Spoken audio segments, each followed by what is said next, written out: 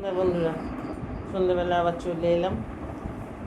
এই যে এখন জামা কাপড় কটা গুছাতে বসেছি। ছেলে নেই, পড়াতে গেছে, আর ছোটো ছেলেটা একটু বাইরে গেছে, একা একা আছে, ভাল লাগছে না কিছু। তো কী করবো, এখন বসে বসে জামা কাপড়গুলো গুছাই। আর ও এক জায়গায় পড়াতে গেছে, পড়িয়ে আসলে তারপর বাড়িতে পড়াবে, ছাত্ররা এসে যাবে। এরপর তাই বলে কী করবো, একা একা জামা কাপড়গুলো গুছিয়ে নিই। এখন ঘরে তালা দিয়ে বাইরেও যেতে পারবো না, কারণ কে কখন পড়তে চলে আসবে তো বলা যায় না, বাচ্চাটা চলে আসে। এই এই চলো, আর কি বলবো, অনেক দিন তো তোমাদের ভিডিও দিইনি, সকালেও জানালাম, এখনও জানাচ্ছি। মানে আমি খুব একটা খারাপ পরিস্থিতির মধ্যে আছি বন্ধুরা। কী বলবো আমি নিজেই ভাষা বুঝতে পারি না।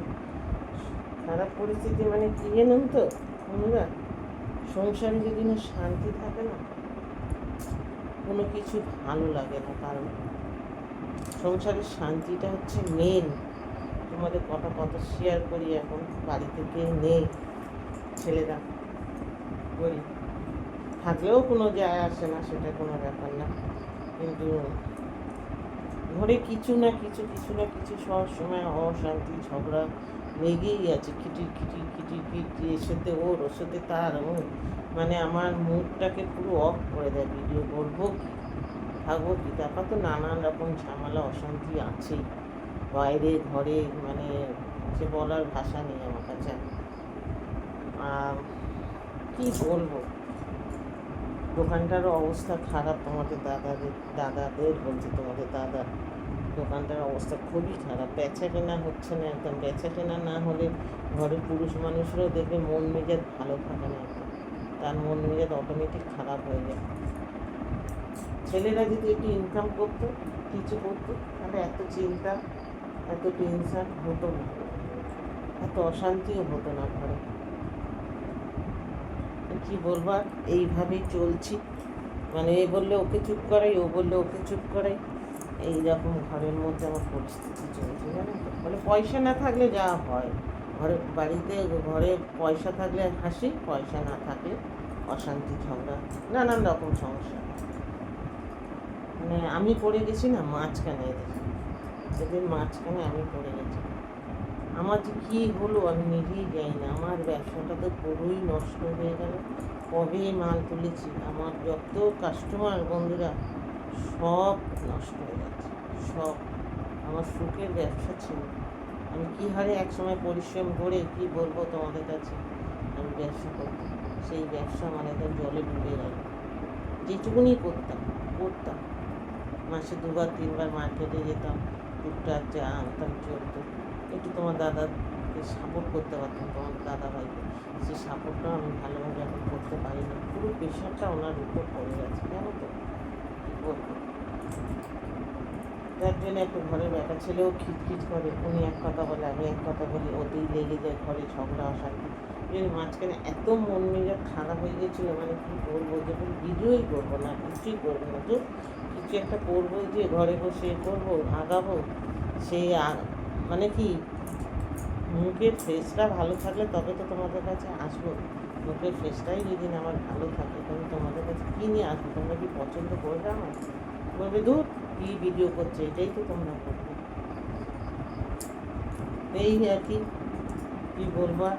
সেই দোলের সময় একটু, দোল পূর্ণিমাতে একটু পুজো করে মনে হয় তোমাদের একটু পুজোর ফটো ছেড়েছিলাম, এছাড়া কোনো ভিডিও কিচ্ছু করিনি আমি। সেই দোল পূর্ণিমার থেকে শুরু হয়েছে আমার বাড়িতে অশান্তি, রোজ কিছু না কিছু নিয়ে।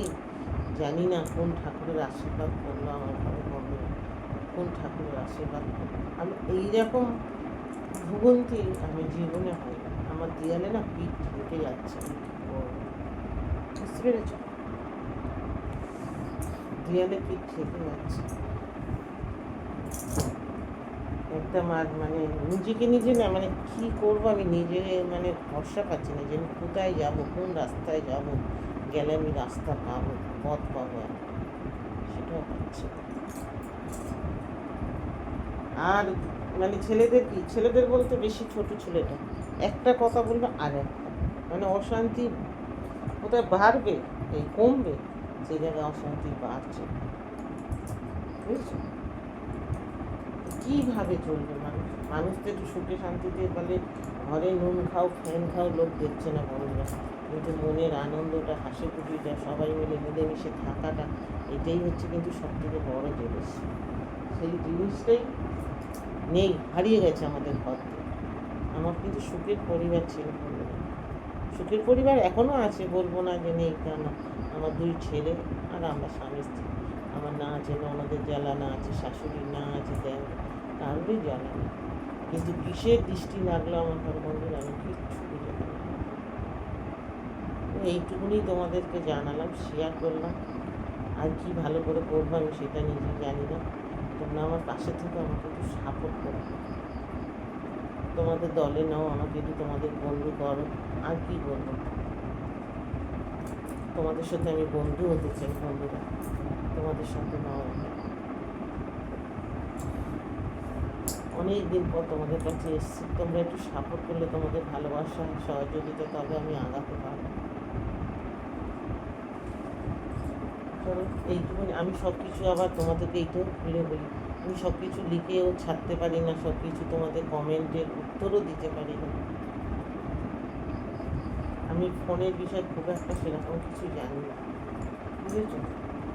তো তোমরা এইভাবেই আমাকে ভালোবাসা দিও, সতেনে এখন তোমাদের দেখে আমি শেখার চেষ্টা করছি।